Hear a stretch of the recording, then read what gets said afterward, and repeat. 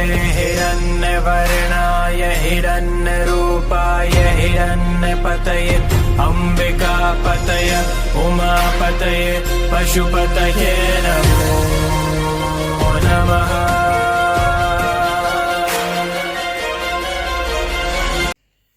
नमस्कार, हेलो, सत श्री अकाल, आदाब।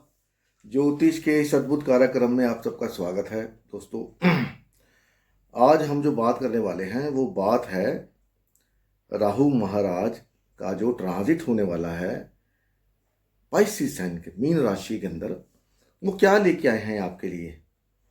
वो तो वीडियो आपने सब वीडियो देखे होंगे, राहु का ट्रांजिट पाइसेस में, केतु महाराज का ट्रांजिट कन्या राशि में। लेकिन आज का मैं जो वीडियो बनाने वाला हूँ, ये वीडियो है राहु का ट्रांजिट पाइसेस मीन नवांशा में। क्योंकि यहाँ पर पाइसेस के अंदर, मीन राशि के अंदर 9 नवांश हैं। ठीक है, तो अभी क्या करेंगे राहु महाराज पाइसेस में मीन नवांश में। यहाँ पर वो लगभग 2 महीने रहेंगे, क्योंकि हर नवांश में राहु महाराज करीब करीब 2 महीने रहते हैं। कभी कभी कोई ऐसी सिचुएशन आती जब उनको स्तंभी होना पड़ता है, जैसे पीछे गए थे तो वो स्तंभी थे तो 3 महीने रहे। अभी भी राहु महाराज अभी फॉरवर्ड मोशन में हो गए होंगे, नहीं तो वो आज अभी स्तंभी थे जब ये ग्रहण लगा था, सूर्य ग्रहण। उसके बाद कल तक के चंद्रमा के ग्रहण तक वो स्तंभी थे, वो रुक जाते हैं क्योंकि वेट करते हैं चंद्रमा से।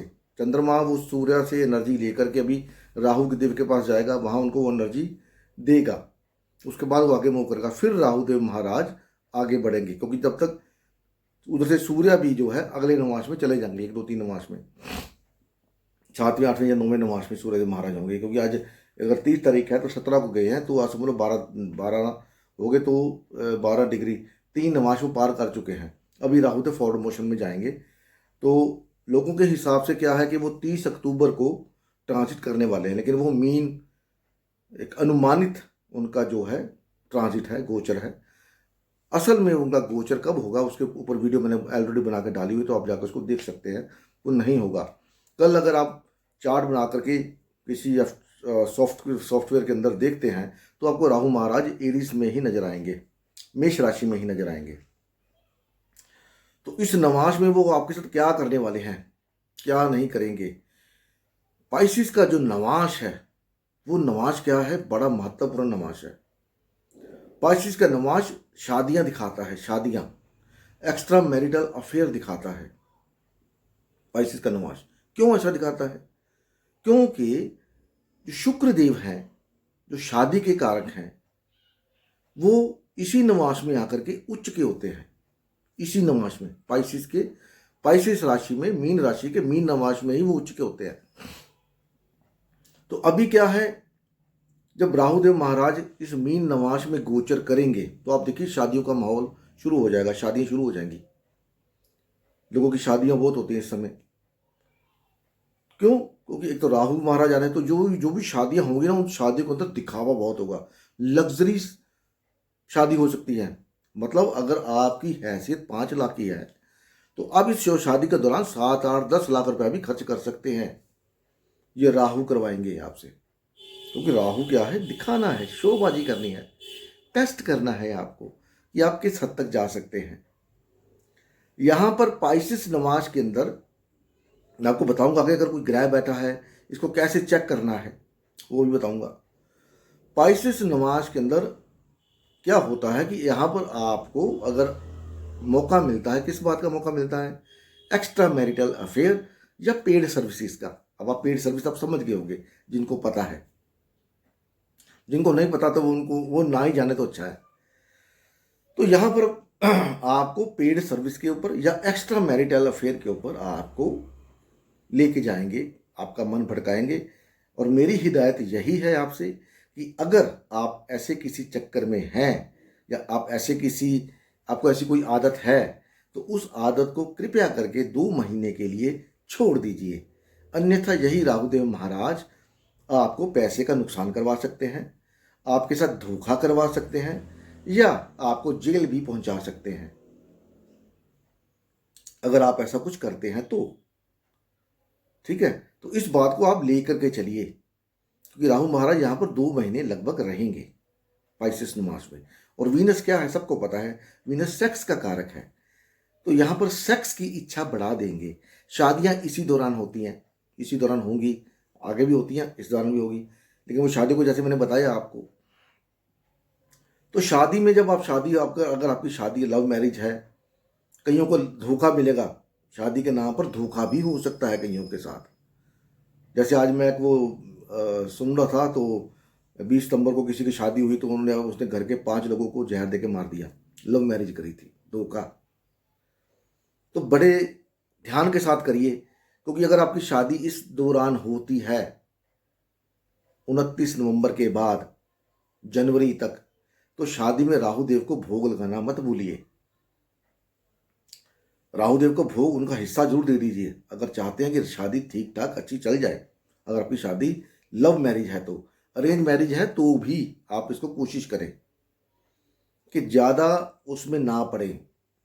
शराब का सेवन इस दौरान शादी में बहुत होता है, तो शराब के सेवन से थोड़ा सा परहेज रखें। क्योंकि कई क्या लोग होता है कि शादी के अंदर लोगों को फ्री की मिलती है और दे दनादन और छूट भी मिल जाती है, तो क्योंकि रोकने टोकने वाला नहीं होता। तो इस बात का थोड़ा ध्यान रखें। अब बात करते हैं पाइसेस नवांशा में अगर कोई ग्रह बैठा हुआ है आपका, तो कोई भी ग्रह अगर आपका पाइसेस नमाज में बैठा है, मीन की नमाज में बैठा हुआ है, तो मीन नमाज जो है 9 राशियों के घर में पड़ता है। वो सिर्फ मेष राशि, लियो राशि मतलब सिंह राशि और धनु राशि के नमाज में मीन नमाज नहीं आता। बाकी सब राशियों के नमाज में मीन नमाज आता है। ठीक है, तो वो उनका दोनों का रिजल्ट आपको देते हुए चलेंगे यहाँ पर अलग अलग समय पे, क्योंकि 3 डिग्री 20 डिग्री का 3 डिग्री 20 मिनट का नमाज है, तो 2 महीने में इन्होंने सब कुछ कवर करना है। तो अगर आपका कोई ग्रह वहां पर बैठा हुआ है पहले से, तो उस ग्रह से संबंधित आपको ग्रह देखिए आपका D1 में जो आपका लगन चार्ट है, उस चार्ट के अंदर वो किस घर को ओन करता है, उसके पास किस घर का स्वामित्व है। ठीक है, तो मान लीजिए वहां पर आपको सूर्य बैठा हुआ है मीन के नमाज में, तो सूर्य बैठा है तो क्या सूर्य क्या आप देखिए, सूर्य आपके जो लगन चार्ट में 5वें घर को ओन करता है, तो वो सिंह राशि कहाँ पर पड़ी है, तो ये उसका रिजल्ट देंगे आपको, वहां पर बढ़ाएंगे। राहु बढ़ाते हैं, घटाते कभी नहीं है, तो वहां पर बढ़ाएंगे।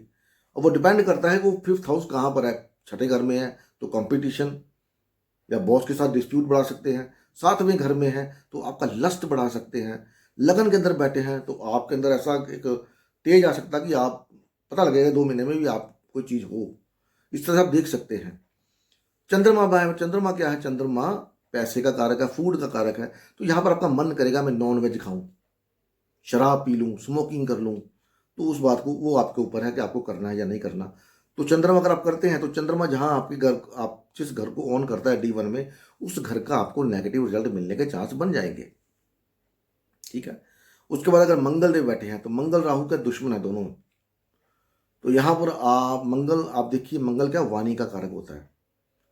यहाँ पर आपका धैर्य जो है ना, करेज बढ़ा देंगे, आपकी करेज बढ़ जाएगी, आपकी गुस्सा बढ़ जाएगा, गुस्सा बढ़ने के चांसेस बढ़ जाएंगे आपके।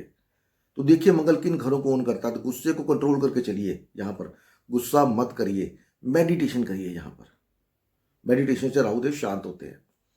मरकरी बैठा है, बुध महाराज बैठे हैं यहाँ पर पाइसेस के नमाज में। तो यहाँ पर बुध पाइसेस नमाज में नीच होता है, लेकिन पाइसेस के इस नमाज में नीच नहीं होता, वो किसी और नमाज में नीच होते हैं। वो पाइसेस राशि में नीच होते हैं, नमाज में नहीं नीच होते।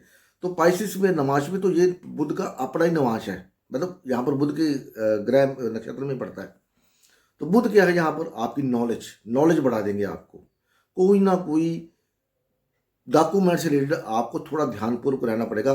चीटिंग करने की कोशिश मत करें और सावधान रखें कि आपके साथ भी डॉक्यूमेंट को लेकर के कोई चीटिंग ना हो। साइन करते वक्त एक बार जो भी डॉक्यूमेंट है उसको पढ़ ले कि उसमें क्या लिखा है, जो सही है या नहीं है। उसके बाद अगर यहाँ पर बृहस्पति देव बैठे, बृहस्पति नॉलेज के कारक है। बृहस्पति के साथ राहु बोलो तो बृहस्पति कभी नहीं बोलते भाई तू ही कर ले जो करना है, मेरे को जरूरत नहीं करने की, मेरे को पता तू क्या करेगा। तो इस समय गुरु के साथ आपके जो है प्रॉब्लम होने के चांस बढ़ सकते हैं। गुरु को धोखा देने की कोशिश मत करें, किसी से पैसे का लालच लेके नॉलेज लेने की कोशिश मत करें कि ये मेरे को बता दीजिए तेरे को दे दूंगा, है ना, वो मत करें। आपको चांस मिल सकते हैं यहाँ पर, फॉरेन जाने के चांस मिल सकते हैं। फॉरेन कंट्री जाना चाहते हैं तो ये उस समय जब आप जा सकते हैं कि बृहस्पति D9 में, मतलब नवांशा चार्ट में मीन राशि में पड़े हुए हैं। तो अब आपको ये भी देखना पड़ेगा कि ये राशि जो मीन राशि है ये पड़ती कहाँ पर है आपके D9 के चार्ट में, क्योंकि जो D9 चार्ट आपका बन के है नवांशा, वो लगन का चार्ट है। तो देखिए वो कहाँ पड़ती है, उसका भी रिजल्ट वो देंगे, उस घर का भी, उस घर को मिला कर रिजल्ट देंगे। मान लीजिए छठे हाउस में पड़ती है मीन राशि के नवांश, तो शादी में दिक्कत दे सकते हैं, प्रॉब्लम दे सकते हैं, वाइफ के साथ डिस्प्यूट हो सकता है किसी न किसी बात को लेकर के, पैसे को लेकर दिक्कत हो सकती है। यहाँ पर कोई ना कोई केस आपका रुका हुआ था वो निकल के आ सकता है, या कोई केस चल रहा है उसका फैसला हो जाएगा, ये भी हो सकता है। दोनों डिपेंड करता है कि उस घर को कौन देखता है। उसके बाद वीनस अगर बैठा तो वीनस तो क्या शादी का कारक है, तो यहाँ पर आपकी शादी अगर रुकी हुई है, शादी नहीं हो रही, तो ये वो 2 महीने जब आपकी शादी होने के, ऐसे शादी हो जाएगी आपकी, पता भी नहीं लगेगा। लेकिन अगर आप किसी एक्स्ट्रा मैरिटल अफेयर में है तो आप किसी न किसी प्रॉब्लम में फंस सकते हैं, कोई आपको ब्लैकमेल कर सकता है। अगर आपको पेड सर्विस लेने की हैबिट है तो भैया तो भी कोई ऐसे चांस बन सकते हैं। कोई बड़ा कुछ होता है आजकल, आपको पता ही है, कैमरे वैमरे सब कुछ आते हैं, सब मेरे को बताने की जरूरत है, आपको सब पता ही है। तो वीनस को लेकर चलें। पैसे के मामले में थोड़ा सा यहाँ पर आपको केयरफुल होना पड़ेगा।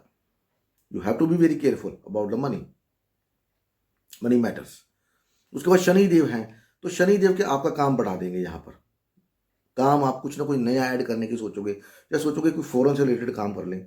फॉरेन जाने का काम हो सकता है भी, आप चलो फॉरेन जाके आते हैं, कुछ काम में अपॉर्चुनिटी ढूंढते हैं फॉरेन जाने की, तो वो भी डिपेंड करेगा शनि महाराज के ऊपर। तो केतु के ऊपर राहु केतु क्या आप एक दूसरे को यहाँ पर पूरा करते हैं, तो ये 2 महीने वैसे अच्छे नहीं होते, क्योंकि यहाँ पर आपकी कन्फ्यूजन बहुत बढ़ जाएगी। तो आप डिसीजन नहीं ले पाएंगे कि मेरे को करना क्या है, जाना कहाँ है। तो ये 2 महीने शांति से निकालें, ठीक है। तो ये था मेरा राहु का गोचर पाइसिस नवमास के अंदर। तो जो मैंने हिदायतें दी, अगर आप उसके ऊपर अमल करते हैं तो आपके लिए अच्छा रहेगा। बाकी तो होना वही है जो परमात्मा कहता है, क्योंकि ग्रहों से बच पाना इतना आसान नहीं है जितना हम लोग सोचते हैं, ठीक है। तो मिलते हैं अगली वीडियो में, तब तक के लिए नमस्कार। भगवान आप सबका भला करे। ओम नमः शिवाय। जय माता दी।